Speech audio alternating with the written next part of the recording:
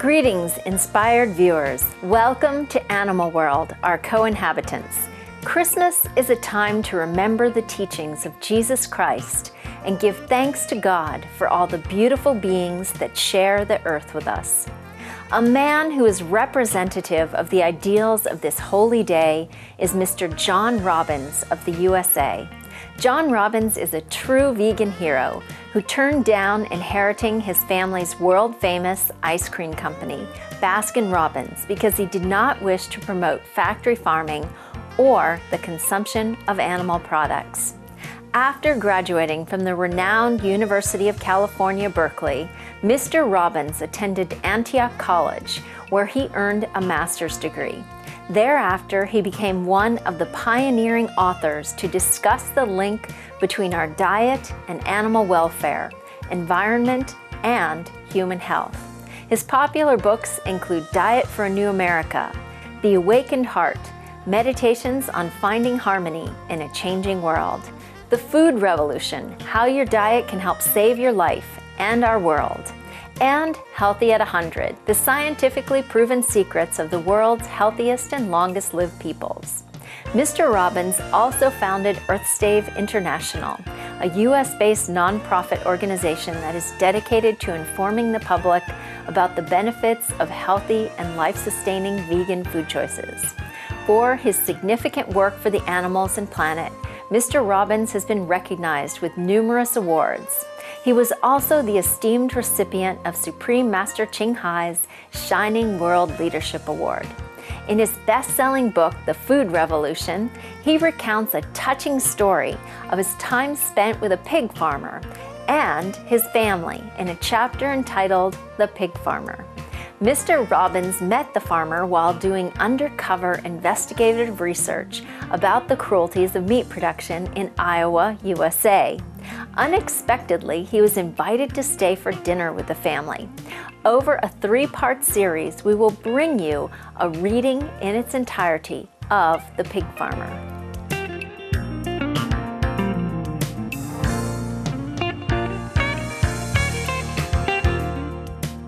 One day in Iowa, I met a particular gentleman, and I use that term gentleman, frankly, only because I'm trying to be polite, for that is certainly not how I saw him at the time.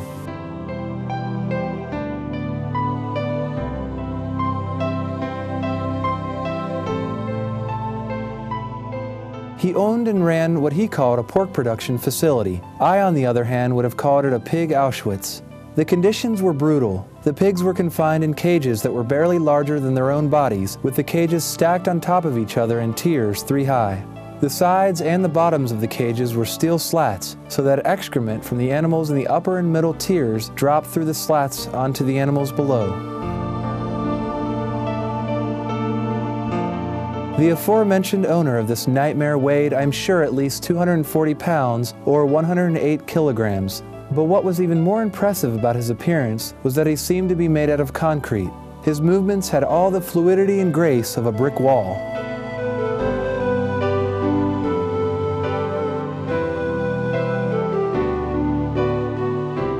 What made him even less appealing was that his language seemed to consist mainly of grunts, many of which sounded alike to me, and none of which were particularly pleasant to hear.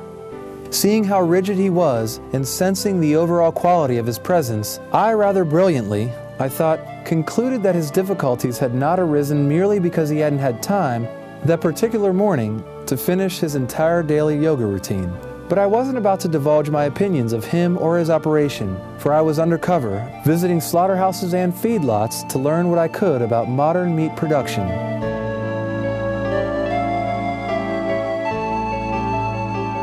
There were no bumper stickers on my car, and my clothes and hairstyle were carefully chosen to give no indication that I might have philosophical leanings other than those that were common in the area.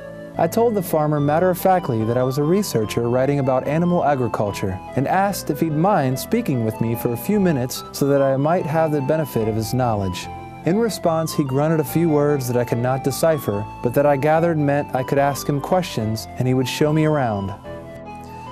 I was at this point not very happy about the situation, and this feeling did not improve when we entered one of the warehouses that housed his pigs.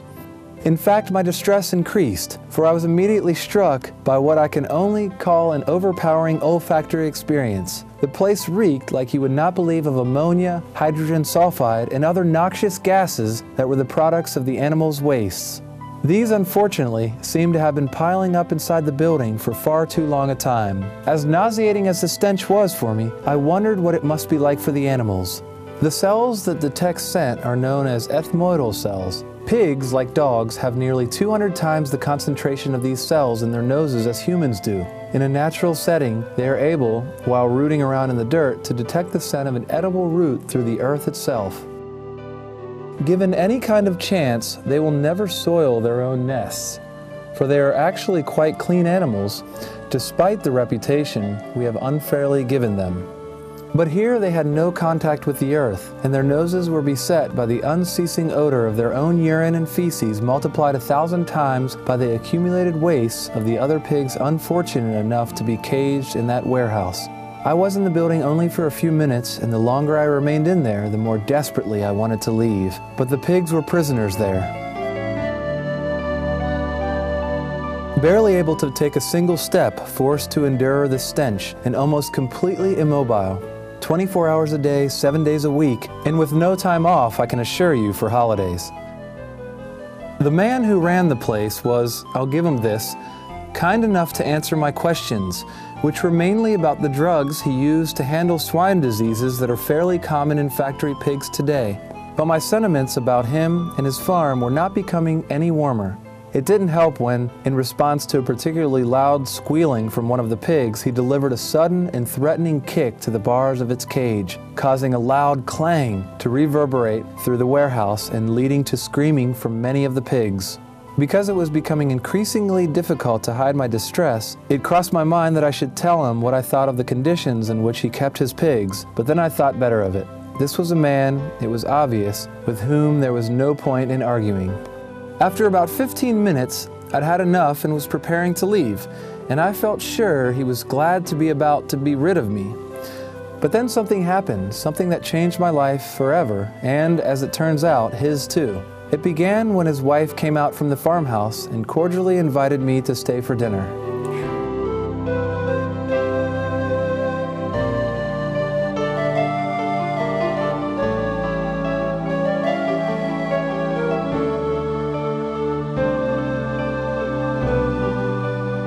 After these messages, we will continue with The Pig Farmer, a chapter from John Robbins' best-selling book, The Food Revolution.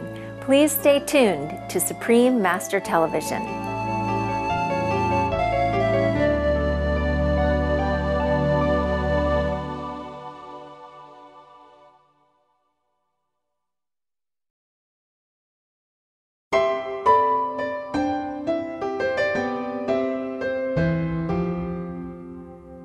Welcome back to Animal World, our co-inhabitants. We now continue with our reading of a chapter entitled The Pig Farmer from John Robbins' best-selling book, The Food Revolution. The pig farmer grimaced when his wife spoke, but he dutifully turned to me and announced, "The wife would like you to stay for dinner." He always called her the wife, by the way, which led me to deduce that he was not apparently on the leading edge of feminist thought in the country today. I don't know whether you have ever done something without having a clue why, and to this day I couldn't tell you what prompted me to do it, but I said, yes, I'd be delighted. And stay for dinner I did, though I didn't eat the pork they served. The excuse I gave was that my doctor was worried about my cholesterol. I didn't say that I was a vegetarian, nor that my cholesterol was 125. I was trying to be a polite and appropriate dinner guest. I didn't want to say anything that might lead to any kind of disagreement.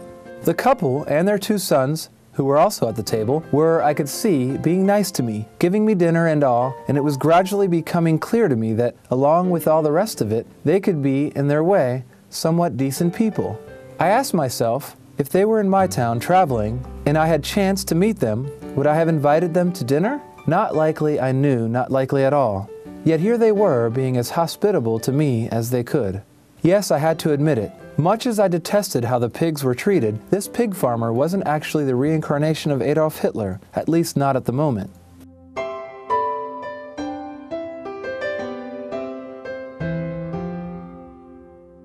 Of course, I still knew that if we were to scratch the surface, we'd no doubt find ourselves in great conflict. And because that was not a direction in which I wanted to go, as the meal went along, I sought to keep things on an even and constant keel. Perhaps they sensed it too, for among us, we managed to see that the conversation remained consistently and resolutely shallow. We talked about the weather, about the Little League games in which their two sons played, and then, of course, about how the weather might affect the Little League games. We were actually doing rather well at keeping the conversation superficial and far from any topic around which conflict might occur. Or so I thought. But then suddenly, out of nowhere, the man pointed at me forcefully with his finger and snarled in a voice that I must say truly frightened me. "Sometimes I wish you animal rights people would just drop dead." How on earth he knew I had an affinity to animal rights, I will never know. I had painstakingly avoided any mention of any such thing. But I do know that my stomach tightened immediately into a knot. To make matters worse, at that moment his two sons leapt from the table, tore into the den, slammed the door behind them, and turned the TV on loud, presumably preparing to drown out what was to follow. At the same instant, his wife nervously picked up some dishes and scurried into the kitchen. As I watched the door close behind her and heard the water begin running, I had a sinking sensation. They had, there was no mistaking it, left me alone with him. I was, to put it bluntly, terrified. Under the circumstances, a wrong move now could be disastrous. Trying to center myself, I tried to find some semblance of inner calm by watching my breath, but this I could not do, and for a very simple reason: there wasn't any to watch. "What are they saying that's so upsetting to you?" I said finally, pronouncing the words carefully and distinctly, trying not to show my terror. I was trying very hard at that moment to dissociate myself from the animal rights movement, a force in our society of which he, evidently, was not overly fond. "They accuse me of mistreating my stock," he growled. "Why would they say a thing like that?" I answered, knowing full well, of course, why they would, but thinking mostly about my own survival. His reply, to my surprise, while angry, was actually quite articulate. He told me precisely what animal rights groups were saying about operations like his and exactly why they were opposed to his way of doing things. Then, without pausing, he launched into a tirade about how he didn't like being called cruel, and they didn't know anything about the business he was in, and why couldn't they mind their own business?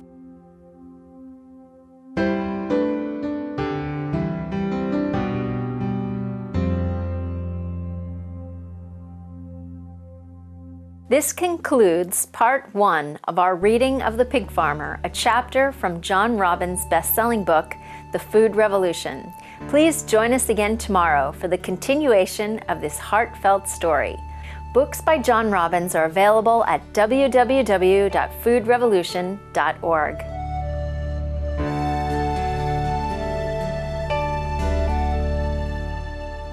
Insightful viewers, thank you for joining us today on Animal World, our co-inhabitants. Coming up next is enlightening entertainment, following noteworthy news.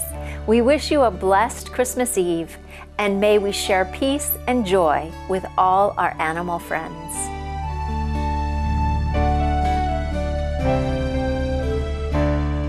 For more details, please visit www.suprememastertv.com/AW.